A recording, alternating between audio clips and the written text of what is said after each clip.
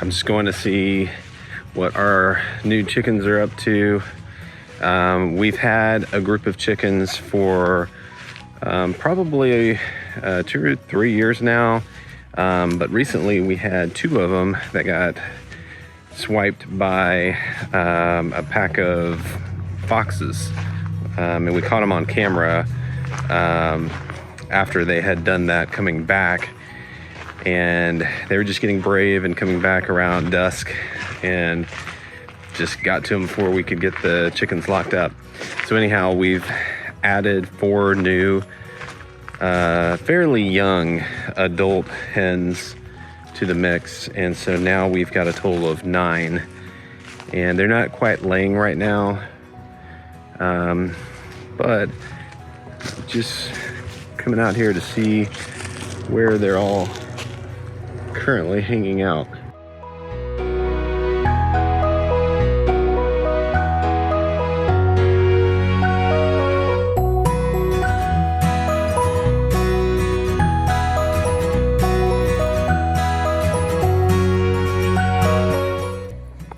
We pretty much let them free range over, I would say this is probably about half an acre of land. And they absolutely love it. I mean, they come out here and just eat whatever they can find, and it's good for them. One of their favorite things to do is hide in the trees. And we have a lot of predators out here, honestly. So we've got foxes, raccoons, possums. We've got a lot of hawks, red-tailed hawks, owls. Those are the main ones. I mean, I've heard stories of people coming across mountain lions, but it's pretty rare. But the raccoons, foxes, and opossums, I mean, they're basically out here like every single night. And I also learned that foxes love watermelon, as do chickens. And so we just dropped, some old watermelon rinds out and just let the birds have at it. And come to find out, it attracts the foxes. So if we do that from now on, we make sure we throw them away, or do something with them.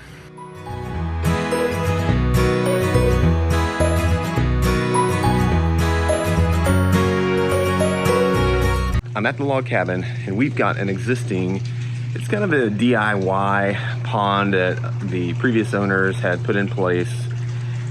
And it's kind of this big pond back here. It's got some bog area. There's another little bog area, and then there's a little smaller pond that we've got goldfish in over there. The bigger one has koi fish. And it's supposed to have a pump that runs all of this together and down the stream and into the larger pond. Well, it's got major leaks. This thing is super old, all sorts of problems with it. And so we just have individual pumps right now in both of them. But we have one of the top-notch pond builders in the Austin area coming to start completely tearing this thing down and rebuilding a brand new, bigger pond. It's gonna be awesome.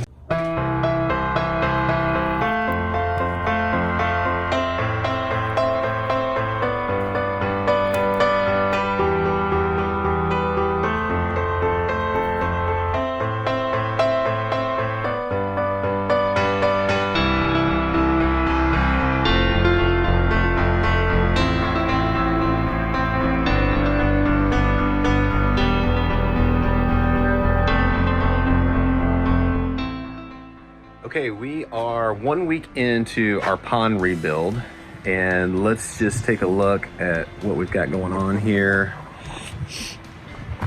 So it's pretty massive, and some of the rocks have been put into place now. We've got the negative edge area right over here, and then right beyond the liner, where that debris is, right in that area there, we're gonna put a patio area there with a table and chairs to sit and enjoy the pond. And if we look from this other angle, you can kind of see that there's a kind of a cave area here that's being built out.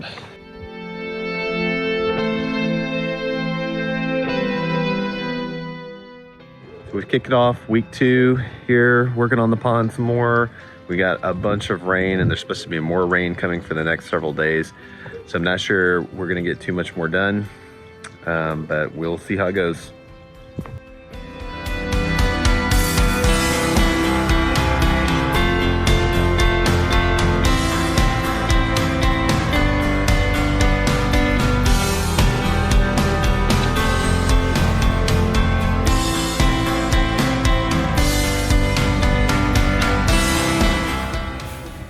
All right, I'm just coming over to do a little bit of gardening. We put some fresh new organic soil down in our beds, and we're just doing some weeding and things like that, just sprucing up the grounds a little bit. Of course, it's still a mess with all the pond work, but you can see our beds. We excavated all the old dirt because it was really compacted, and just put all new organic dirt, put some compost in, some fertilizer. So we're going to be planting a bunch of things here. You can see all of our fish in the tank back there temporarily, as all the pond rebuild over here is going on. And then I'm just coming out this way on this side of the garden to do some weeding and fixing some things.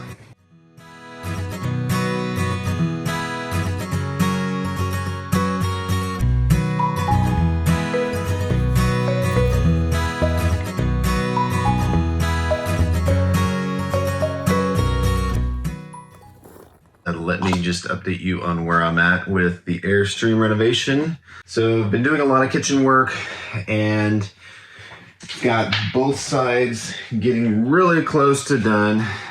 We've got the refrigerator, we've got the sink. Still need to put some doors on, and get countertops and do the plumbing for the sink down here.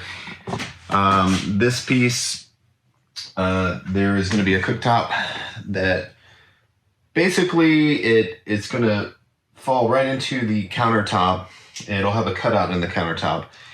And these strips, it'll kind of be used to rest the cooktop on top of that. And then we're going to have drawers down here. I still need to do the face frames.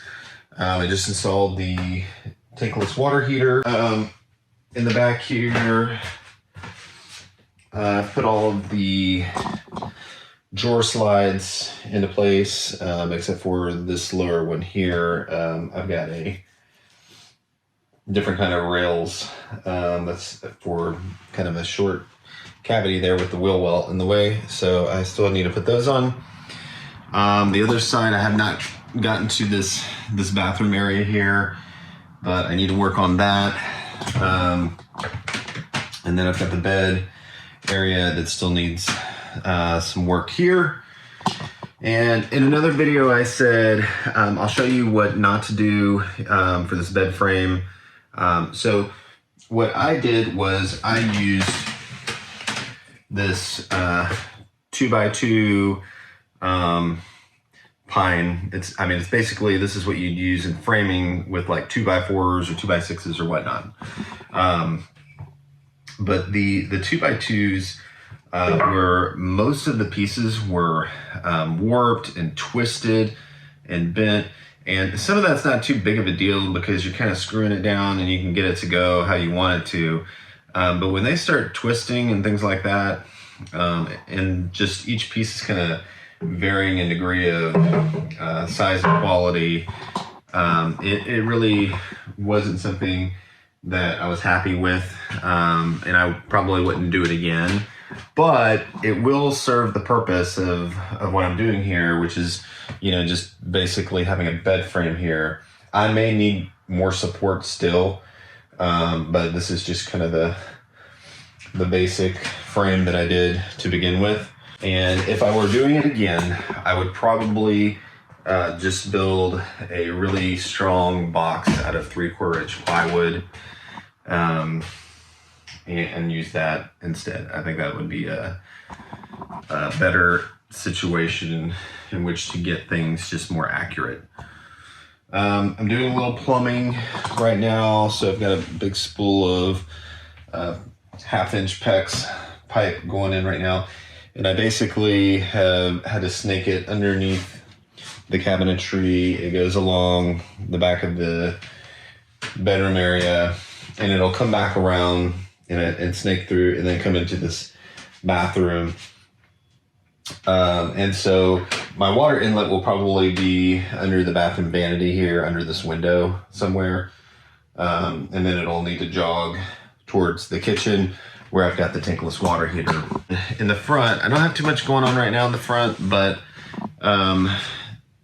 in the big window here, I'm gonna have a bar top, countertop there with some bar stools.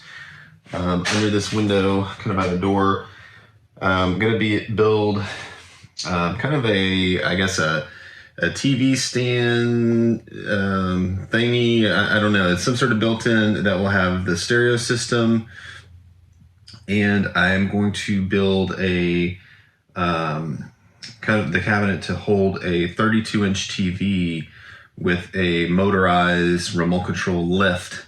So the TV will go into the cabinet, and then when you want to watch TV, then you just kind of hit the button and then it comes out automatically. And that way you can kind of put the TV out of sight when you're not using it, and it won't block this window so much. So I haven't started on that yet, but that'll be a project coming up. On the other side, I've debated, do we want to do some sort of built-in seating area or something that converts into a bed or something to that nature. And I think that we're leaning towards just getting a freestanding sofa that maybe it converts into a small bed. Very small, nothing major, just something to kind of fit in this area here. Like I said, we've got the countertops and got some other fixtures. A lot of work with this bathroom though. There's a lot of work going on there. It's gonna be really neat. I think we're doing some things we haven't seen a lot do in Airstreams before, but we're doing it because it's gonna be an Airbnb, and I think it'll be okay. And so it'll be really neat to see. So you'll definitely want to stay tuned and see how that all comes out. And I don't know, maybe it's something that you could do in a travel trailer. Thanks for watching my video. I hope you enjoyed it. Don't forget to subscribe, and I will see you next time.